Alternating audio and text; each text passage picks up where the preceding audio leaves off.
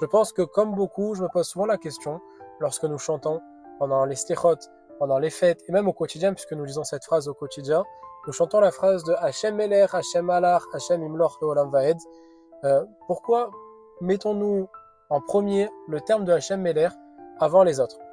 Donc si nous traduisons, Hachem Melech veut dire Hachem est roi, Hachem Malach, Hachem était roi, et Hachem Imlor Leolam Vaed, Hachem sera roi pour l'éternité.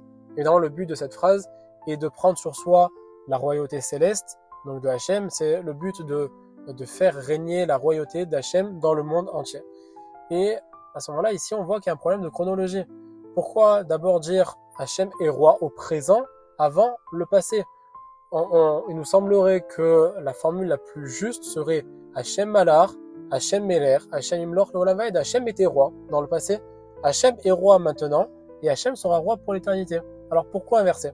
J'ai pu lire une explication magnifique qui disait que cela était inversé pour nous apprendre un grand message de vie. Lorsque une personne a subi des épreuves dans le passé, à ce moment-là, ce qui se passe, c'est qu'on peut toujours relativiser au présent. Si j'ai vécu quelque chose dans le passé, bon, aujourd'hui, je peux dire c'était pour le bien, c'est passé, aujourd'hui, la situation est beaucoup mieux.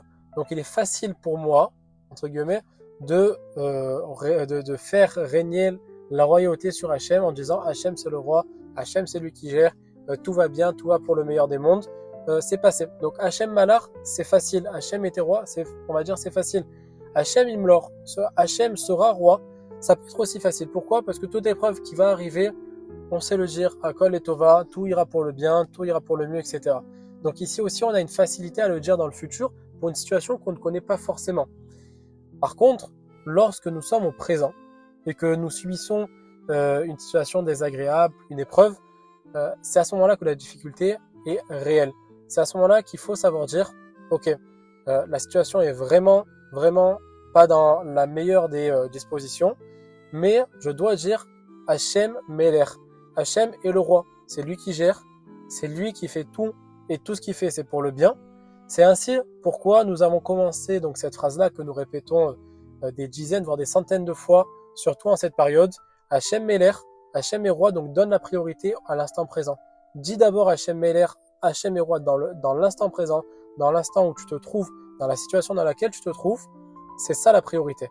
Et après, évidemment, ça sera plus simple pour dire Hachem Malach, Hachem Imlor Leolam Vaed. Hachem d'abord est roi, puis il était, et puis il sera. Voilà exactement le message donc qu'il y avait à prendre de cette phrase, que nous puissions, à chaque fois que nous la dirons, le penser et l'appliquer.